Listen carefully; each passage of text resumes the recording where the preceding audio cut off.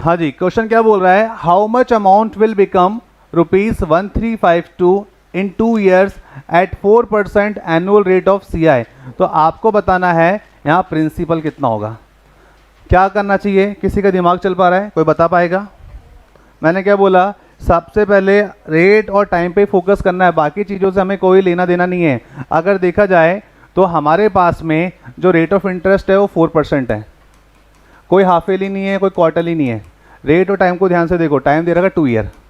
अगर हम 4% को ध्यान से देखें, परसेंटेज हटेगा तो अपॉन में क्या जाएगा 100, सॉल्व करोगे तो 1/25 हो जाएगा। अब यही प्रोसेस कितने साल तक चलेगा, 2 साल तक चलेगा। यानी कि आप किसी को 25 रुपये उधार दोगे तो ब्याज समेत कितना लौटाएगा आपको, 26 लौटाएगा। कितने सालों तक, 2 साल तक, 25 से 26, 25 से 26। अगर ध्यान से देखा जाए तो यहाँ पर 25 × 25 कितना होता है, 625 होता है। भाई 625 किसको रिप्रेजेंट कर रहा है, प्रिंसिपल को रिप्रेजेंट कर रहा है। यहाँ पर 26 × 26 करोगे तो कितना आएगा,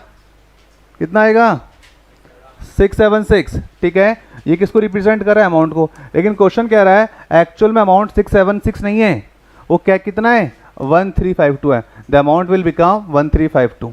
तो यानी कि अगर हम ध्यान से देख पा रहे हैं तो वो 676 का कितना गुना बन चुका है, दुगुना। भाई 6 दूना 1200 होता ना।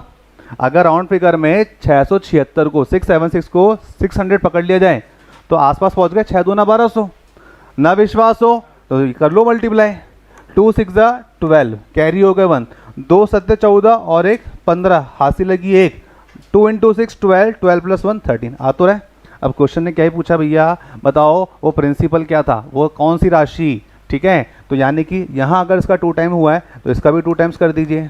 600 का डबल 1200, 25 का डबल 50, तो 1250 होना चाहिए इसका आंसर। चेक करो, ऑप्शन दिखाई दे रहा है, option number C will be the answer.